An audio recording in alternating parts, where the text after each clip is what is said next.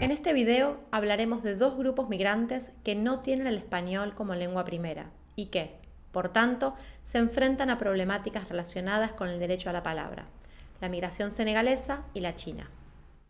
El nuevo contexto geopolítico y, en particular, la facilidad de comunicación entre los emigrados y el lugar de origen nos obligan a replantear los modelos de pensar tradicionalmente las migraciones.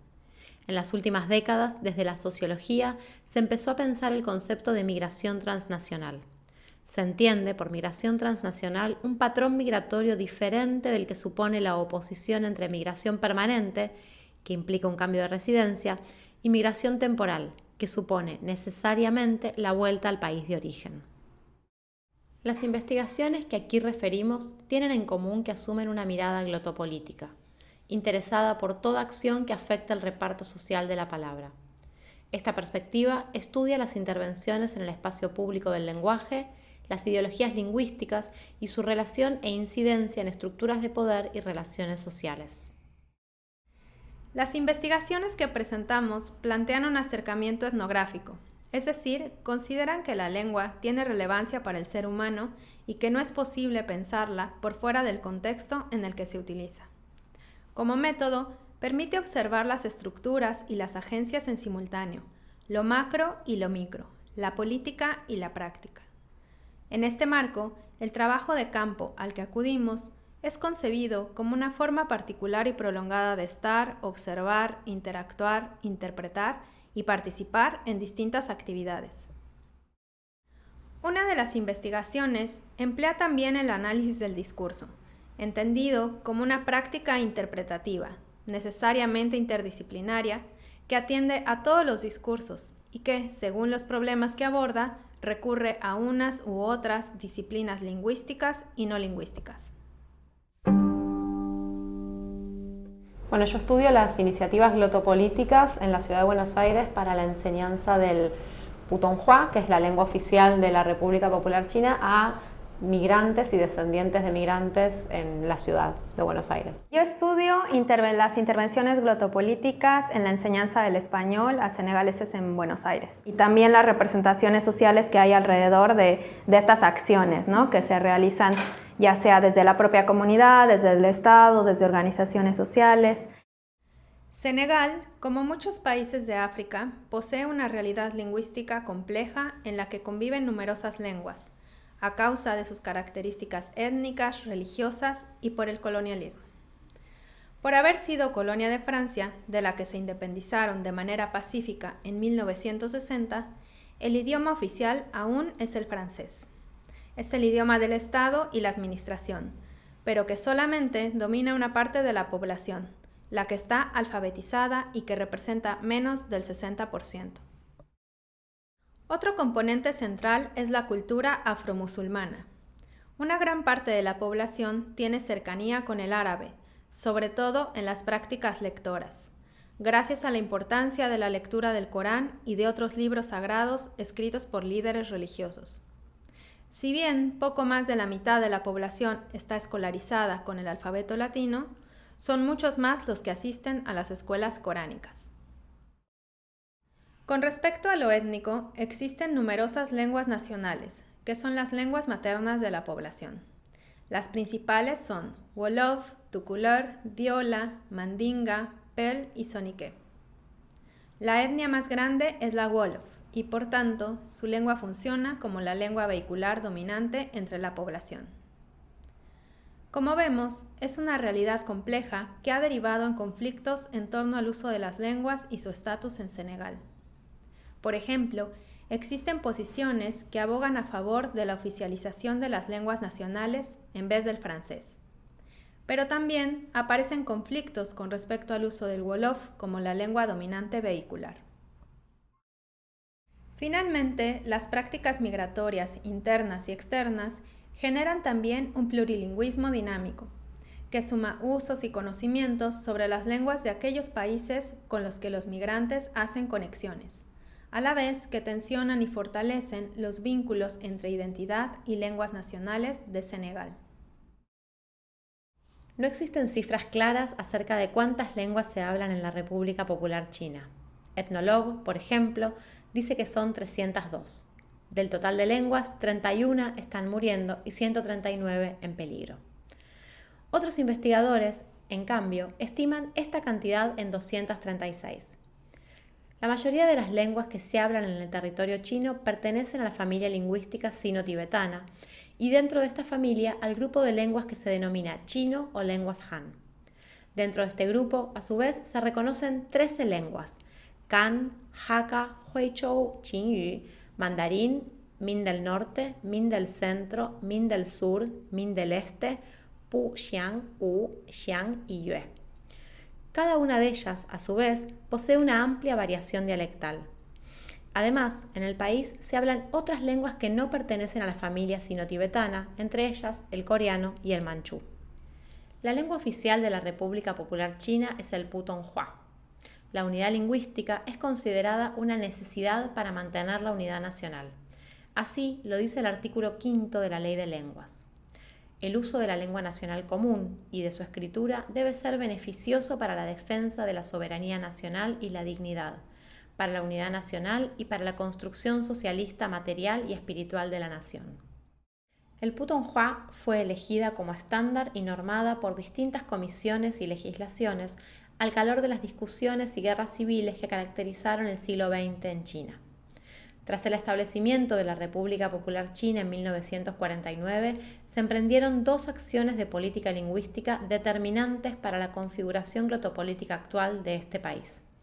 Por un lado, la simplificación de la escritura, que buscaba hacer más accesible el aprendizaje a toda la población. Y por el otro, la estandarización y difusión de la norma oral, es decir, la definición y difusión del putonghua.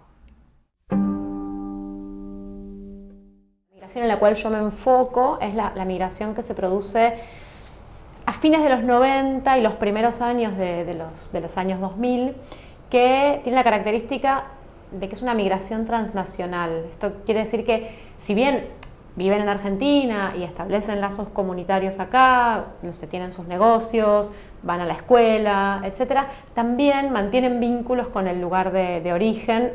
Por ejemplo, a través del envío de remesas al lugar de origen, pero también en muchos casos los hijos vuelven al país de origen a estudiar la lengua, a estudiar la primaria a veces la secundaria y demás. Porque hay un valor puesto desde las mismas migrantes chinos sobre la importancia de aprender esa lengua, de aprender la escritura, además de la lengua, además de la oralidad, también el aprendizaje de la escritura.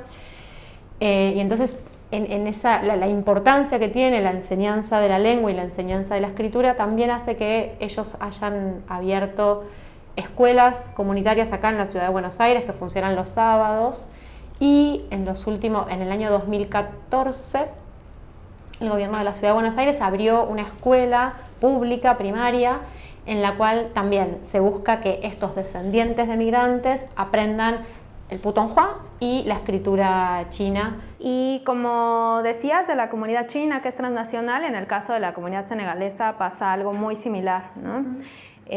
Igualmente llegó en los 90s, sobre todo en los 2000, mucho más. Tienen vínculos, lo mismo con la cuestión de las remesas, y también hay prácticas comunicativas, prácticas sociales que se dan todo el tiempo entre los senegaleses que están acá y los senegaleses que están en Senegal, e incluso en otros países del mundo, ¿no? Esto determina un montón las características también de los perfiles lingüísticos de esta comunidad y las necesidades que tienen en cuanto al uso del español. Y bueno, una de las cosas que también tienen que ver con la cuestión del derecho a la palabra y que entra en juego con eso es la cuestión de la discriminación y el racismo que experimentan en este lugar, ¿no? Son personas que se dedican a la venta ambulante, hay mucha violencia institucional y en el día a día se enfrentan a un montón de cuestiones también relacionadas con el uso de la lengua, ¿no? Bueno, el caso de los migrantes chinos es un poco diferente porque hay distintas migraciones chinas aún dentro del mismo periodo migratorio. Hay algunos migrantes chinos que vienen a Argentina, por ejemplo, como expatriados de empresas internacionales, de empresas chinas, entonces tienen un estatus socioeconómico muy alto.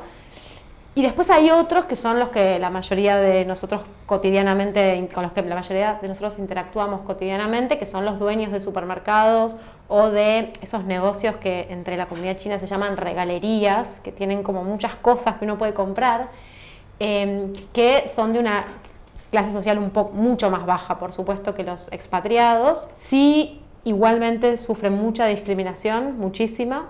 Están todas esas ideas, esos imaginarios, ¿no? Los chinos que apagan las heladeras, los chinos que son sucios, que comen ratas.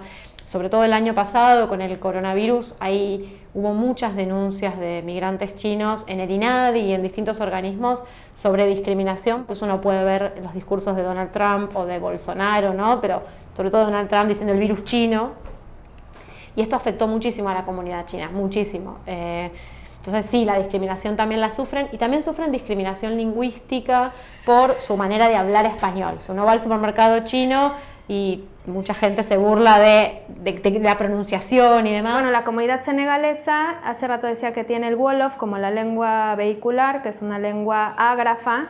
Por eso también es que es común que no estén alfabetizados y no aprendieron el francés, que es la lengua del Estado en Senegal. Y eso se traduce, estando acá en Argentina, en varios problemas también por todas las cuestiones de los trámites que hay que realizar, ¿no? Hay muchas cosas que hay que hacer a través de aplicaciones en el celular para sacar un turno, para migraciones. También son un poco discriminados por su forma de hablar español, como decías hace un momento. Les dicen negro, aprende a hablar español. La misma policía siempre a menudo les dice ese tipo de cosas. Obviamente que sufren discriminación la comunidad senegalesa, se enfrenta a dificultades, pero también tiene un montón de recursos para poder hacer frente a eso, ¿no? O sea, es una comunidad súper organizada entre sí, hay toda una serie de recursos que han ido desarrollando a través del tiempo para poder migrar a cualquier parte del mundo, aunque ignoren la lengua. Y en ese sentido, esos espacios donde vos haces tu trabajo de campo son como los lugares donde se institucionaliza o se busca garantizar el derecho al aprendizaje del español. La Ley de Migraciones dice que el Estado tiene la obligación de favorecer la creación de cursos de español, de fomentarlos para todos los migrantes que no manejen esa lengua, ¿no? Sin embargo, hasta 2018, el año pasado, sobre todo en 2020, empezaron a surgir cursos desde el Estado. Uno de ellos está impartido por la Secretaría de Derechos Humanos de la Ciudad de Buenos Aires. Ese se impartió durante 2018 y 2019 a través del CUI. Y después, en el 2020, surgieron 2 cursos que son online de la Secretaría de Derechos Humanos, en este caso de la de Nación y de la provincia de Buenos Aires. O sea que hasta ahora podemos contar que hay 3 cursos de español impartidos desde instituciones estatales y que hacen convenios con diferentes organismos, ¿no? En un caso con el CUI y en otro caso también con la Facultad de Humanidades de La Plata. Pero bueno, la comunidad senegalesa está desde los 90 y todas las iniciativas anteriores que ha habido para poder aprender el español han venido de la propia comunidad. Por ejemplo, la Asociación de Residentes Senegaleses en varias ocasiones ha gestionado la elaboración de cursos para la propia comunidad, ¿no? Y después están otros cursos de español que son impartidos por organizaciones sociales y están enmarcados en un proceso de educación popular, ¿no? Estos cursos, uno de ellos es el del Bloque de Trabajadores y Trabajadoras Migrantes, el BTM, y otro el de la Unión de Trabajadores de la Economía Popular, la UTEP, y se imparten desde 2018 hasta la fecha. Durante la pandemia, digamos, adaptaron un poco los contenidos para poderlos seguir dando. Hay otro curso que es importante porque muchos de los que he mencionado lo toman como referencia y es un curso que empezó en 2012 en La Plata, impartido por unos estudiantes que se agruparon para darlos, estudiantes de sociología, en la Universidad de La Plata. Todas estas experiencias educativas las considero como iniciativas glotopolíticas, dado que tienen el objetivo de modificar relaciones de poder que son desiguales por una causa lingüística, donde la lengua es algo relevante, y entre los migrantes senegaleses y la sociedad de acogida, el Estado, otros migrantes y la misma sociedad argentina. En el caso de la migración china o de las migraciones chinas que trabajo yo es distinto porque no estoy... Mi foco de investigación no es la enseñanza o el aprendizaje de la lengua del país de destino, de Argentina, el español, sino que es cómo se garantiza el derecho a la palabra, a la lengua del país de origen. Entonces, es un poco diferente y además, otra diferencia es que yo trabajo con niños, jóvenes, adolescentes y no con adultos, entonces tampoco está tan marcado esta cuestión tan de los vínculos con la policía o con los trámites legales o con migraciones. Sí, en el caso de las migraciones chinas, lo que estas acciones glotopolíticas que buscaban que los descendientes de migrantes aprendieran la lengua del país de origen, históricamente fueron iniciativas llevadas a cabo por la propia comunidad o los propios migrantes. La primera, una de las migraciones chinas de los 80, que en realidad son provenientes de la isla de Taiwán, organizaron escuelas que funcionan los sábados, y las migraciones chinas que yo estudio, que son las que provienen ya de China continental, que son de fines de los 90 y el 2000, también organizaron escuelas que funcionan los sábados. Son escuelas comunitarias, escuelas que son extracurriculares, extraprogramáticas, y que son sostenidas económicamente por la propia comunidad y también con inversiones, con subsidios en realidad del gobierno chino o de la embajada china en Argentina. Además de estas iniciativas comunitarias que te contaba recién, en el año 2014 el gobierno de la Ciudad de Buenos Aires comienza una política lingüística y abre una escuela pública abierta a toda la comunidad, en la cual la mitad de los estudiantes son descendientes de migrantes chinos y la otra mitad no. Y esta escuela tiene el objetivo de garantizar que el putonghua, que la lengua oficial de la República Popular China, sea una lengua de instrucción. Por lo tanto, en esta escuela los alumnos tienen clases a veces en putonghua, a veces en español, y entonces esta política lingüística del gobierno de la ciudad busca lo mismo, ¿no? Garantizar el derecho a la palabra, a la lengua de origen. Hay un ideologema que se repite que es la lengua del futuro, ¿no? El chino como la lengua del futuro, frente a la discriminación que sufren los migrantes. O sea, hay una frase que dijo una vez un colega antropólogo, que es: quieren a China pero sin chinos. Es como, bueno, queremos China, todo lo que implica China, el poderío económico, el poderío, los vínculos comerciales, los vínculos diplomáticos, pero los migrantes tal vez no tanto. Yo, por ejemplo, que he estado haciendo entrevistas o estudiando en los medios qué se dice sobre el aprendizaje del español en la comunidad senegalesa, creo que el que más aparece es de la lengua como una llave, ¿no? Una llave de acceso que te permite acceder casi mágicamente a todos los derechos. Como que ya sabes la lengua, bueno, ya tienes todo. Pero bueno, en realidad hay una complejización de ese ideologema, ¿no? En varios de los discursos que he visto. En algunos casos sí se ve más bien como que, bueno, es una barrera, entre muchas otras que hay, y la lengua es una de las más relevantes en la cuestión del acceso a los derechos. Y en otros, que es más este tipo de discurso como más multicultural, ¿no? Somos una sociedad argentina muy abierta, es muy fácil ser parte de Buenos Aires, que es cosmopolita, y bueno, nada más falta hablar el español para ser parte de la sociedad. Nuestras investigaciones tienen en común que las dos trabajamos con comunidades migrantes, que son comunidades transnacionales,